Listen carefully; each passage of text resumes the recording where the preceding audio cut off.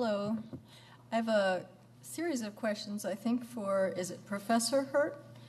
And I've very much enjoyed the change in paradigm of your paper of looking at how do we perhaps make nanomaterials more safe.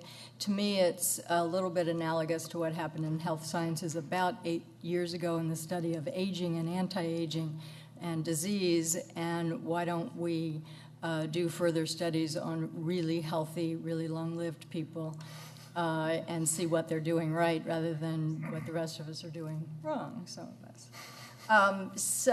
But going along with your principle, which I think many of us agree with, that that properties depend on the type of bulk material and it's a case-by-case basis, I'm wondering if there are any conclusions you've made so far as to general principles of safety of nanomaterials. So, for example, is it more safe if the nanoparticles don't migrate as much or don't persist as long or don't aggregate as much, or is that going to be on a material-by-material basis? And do we have to, and here we have measurement problems again, do we have to figure out for each different substance which size and property of nanomaterial has the optimal benefit for the risk that we're willing to accept, or the optimal benefit and is still safe? In other words, the same sort of risk-benefit analysis that we make for every pharmaceutical. There are probably more related questions, but I'll stop there. Could you repeat the question? I'm just kidding. It is, I think, hard to generalize about these very different materials. Nano, being a length scale, covers just a vast set of chemically unrelated materials and used in unrelated technologies. But there's a few principles. I think one certainly is biopersistence. I mean, many of the chemicals that cause problems in the environment are biopersistent, and also in the human body. Right, Gunther, the biopersistent materials typically have just a much better chance of remaining in tissue for a long, long time and producing long latency diseases. And so things that biodegrade generally are better, even if the biodegradation is slow, certainly in inhalation. Now, there are cases where the biodegradation leads to toxic metabolites, and that could be a concern. But generally we have not placed much emphasis in the field in nanoscience on making biodegradable nanomaterials for any application, but I think it's an interesting area that we could look at. Whether dispersion or aggregation makes a material less or more hazardous is it's a little hard to generalize.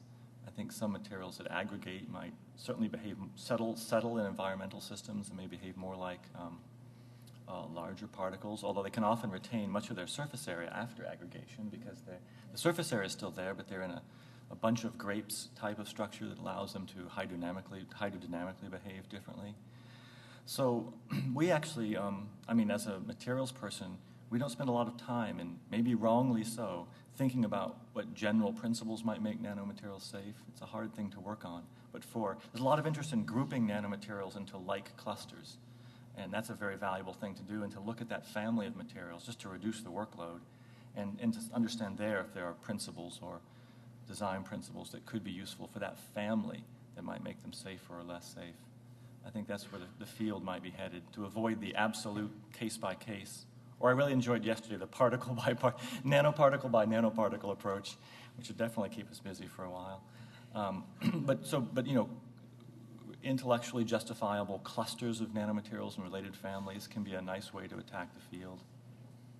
I don't suppose that's the most satisfying answer to your question, but that's what you're going to get.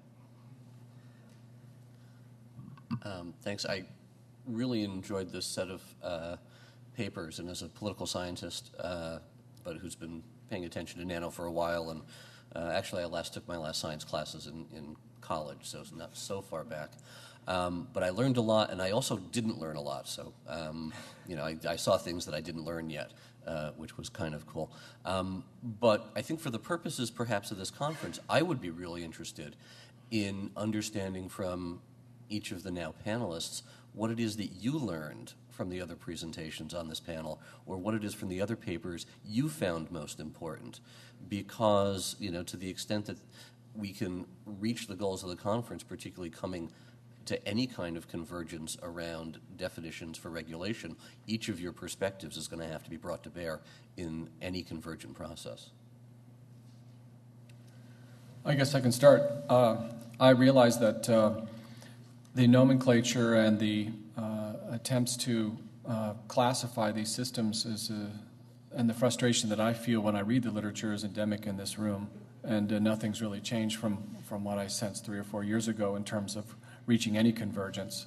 I don't know if that futility is felt by others, but at some point, I don't know how important some of the philosophical components, which I had never been exposed to yesterday, would affect the way I conduct my research.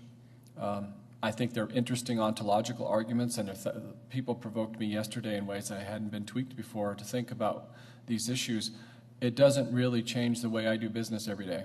And so what I'm curious about is how those ontological arguments change the consensus in this room. That'd be really important because I don't feel like I'm part of that consensus. I'm also, I guess, concerned about the treatments of how conditioning or environmental conditioning or contextual use drive arguments, because I see huge differences between the systems that I deal with, which are prepared in milligram quantities maximum in a class 10,000 clean room minimum, and scrutinized at several levels by QSR regulations and FDR codes that were mentioned yesterday. And the lack of such controls when one is talking about the systems that were just mentioned, environmental exposure or occupational workplace exposures don't have that scrutiny nor any real quality control. And I think that because of the surface chemistry issues and the physics that result from surface conditioning, that these are going to have a huge place in how we classify. I mean, not just experiment with and understand, but how we classify these types of particles. And that has not been discussed, and the difficulties of quality control and analytical chemistry have not been discussed. And I think that these are the elephants in the room. First off, I've really enjoyed the conference, and so I really want to thank the Riley Center and all the groups that helped to make this possible. I think the conference, not just today, but overall, has really re-emphasized something to me, which is that a nanoparticle, every direction you look from a nanoparticle, you see basically a different environment. And the only way we're really going to understand how that nanoparticle behaves is by getting the different groups together. So I get pretty scared when I see people who are looking at the toxicology from a perspective of how it's toxic to humans, not working with people who look at what happens when those nanoparticles get into the environment. And I get pretty scared when I see people who are running experiments based on, like I showed, just the overall mass of the particle versus looking at what is it that's controlling the reactivity. Is it the surface area? Is it something else? And directly doing that comparison. So I think that what I've gotten today and what I've gotten from the conference in general is just more a re-emphasis of how important it is to be working interdisciplinarily. To me, the questions for nanoparticles, this issue, for example, of the aluminum going into the iron oxides, that's something I've been dealing with in soils for a very long time. It could have important biomedical implications, and what the biomedical community is doing could have implications for some of the ways I'm thinking. So we really need to break the boundaries more. We need to get the students more involved in each other's classes, and not just in this. I mean, my students often take courses in the law school.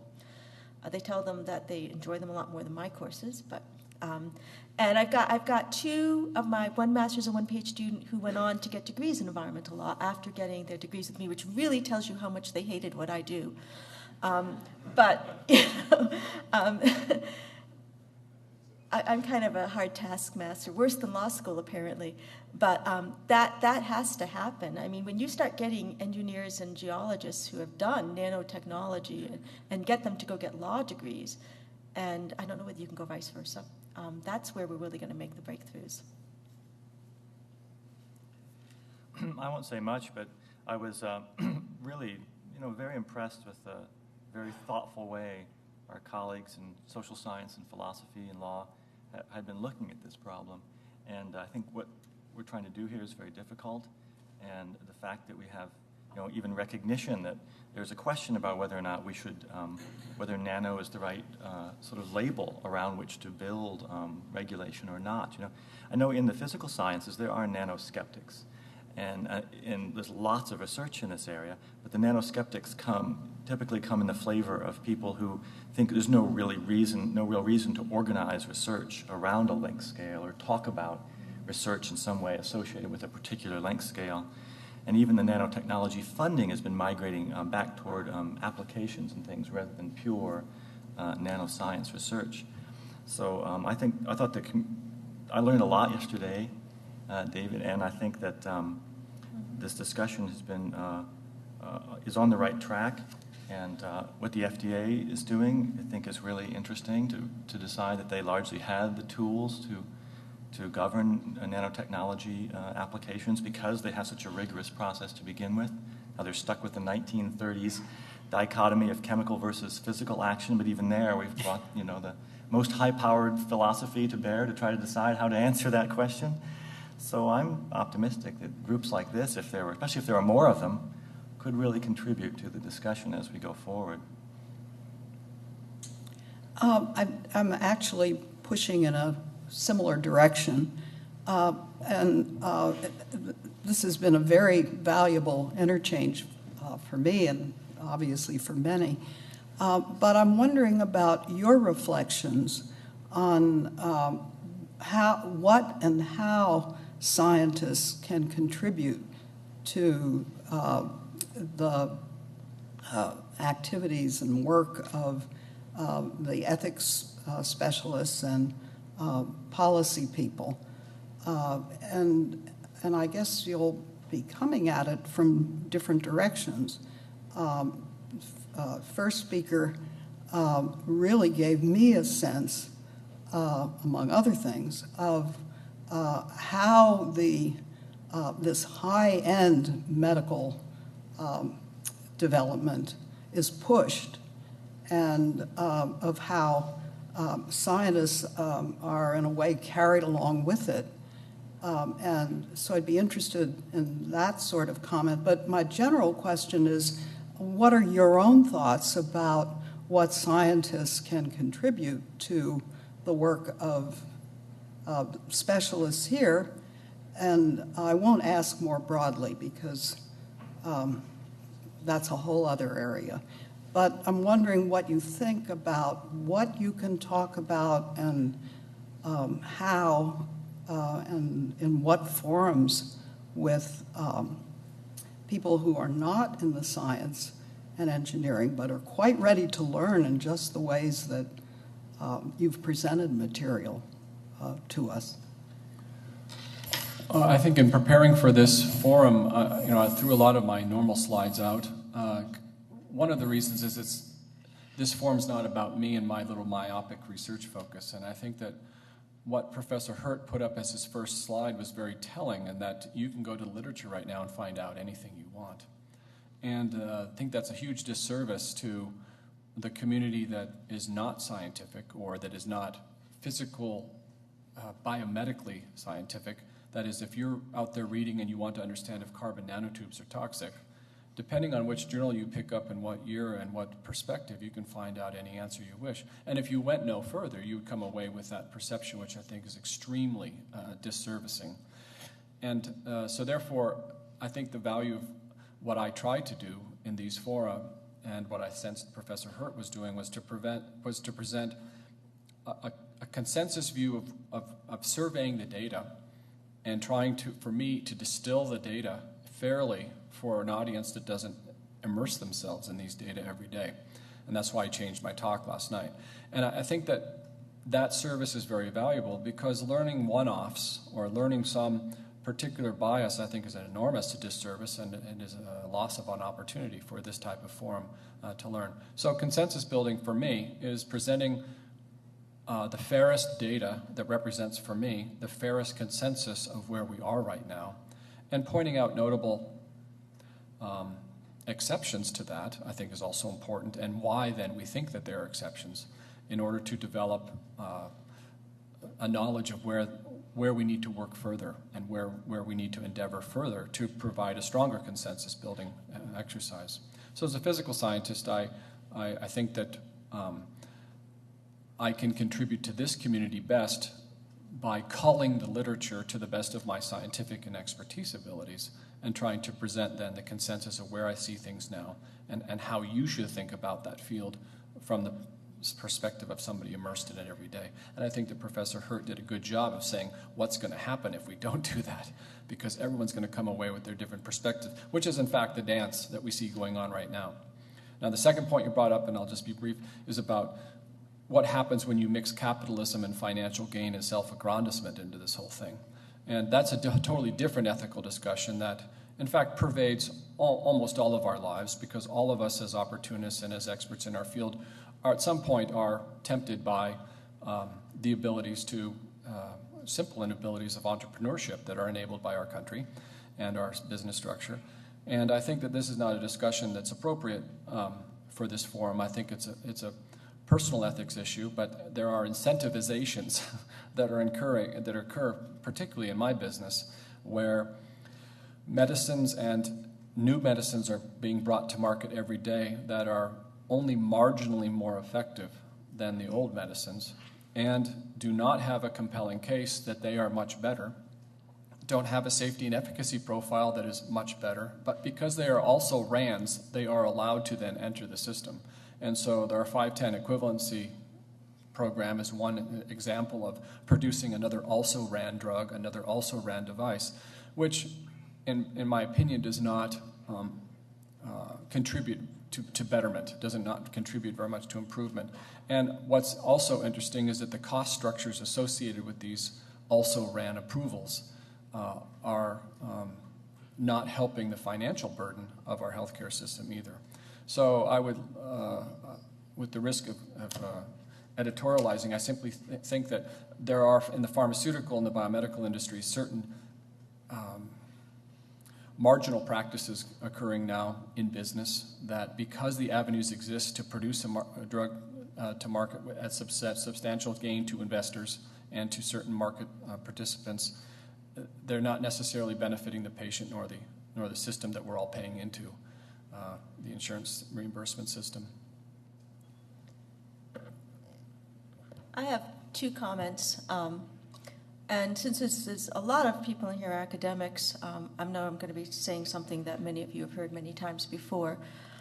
Let me give you some perspective. I was really one of the first people in my field to work using the atomic force microscope and the scanning tunneling microscope, which are two of the things that helped to really feed the nano revolution, to be able to image things and look at their properties at a very high resolution. I was fortunate to be a graduate student at Stanford right around or right after the time that they were being developed. And there was an enormous rush to publish. And since I was a graduate student and had one of the very first ones that had been sold, actually the very first one that was ever sold, I was learning all the things all the artifacts, all the problems. And so I spent my early part of my career watching one artifact after another make it to the cover of Science or Nature. And I really pulled back. My advisor, every time he saw me in the hall, was, "When have you got the cover photo for me?" And I very deliberately didn't want to go that route, that I wanted to really learn what you can learn from these techniques, what you can't. And as we're going more and more into the nano realm, there's such a rush to publish, especially to get tenure or to get your next promotion or whatever, that a lot of what's going out there is not the best science. And if we're not producing the best science, then we can't produce the best decision making. So I think it's really critical for the scientific community to really step up to the plate in terms of reviewing what's going out. And it's really tough because you may only have a few reviewers out there who are going to be asked to review hundreds and hundreds of papers. And not to be snotty, because I know there are artifacts in my images too. One of my dissertation publications, I wish I could pull out. I mean, it's okay, but there were some caveats there. So we really have to do that. We have to pull back, and then the other thing is that we have to communicate better. So again, to tell you a funny story from Stanford, I was interviewed about the atomic force microscope, and I insisted that I had to be able to read the news article before it actually went to press there and whatever paper in San Francisco, and so they did this interview and they got pictures and everything, and then they gave it to me and I approved it and everything looked fine. Then it came out, and the title was something like "World's Smallest ATM," and I got all these phone calls like, why would anyone care about having a really tiny automatic teller machine?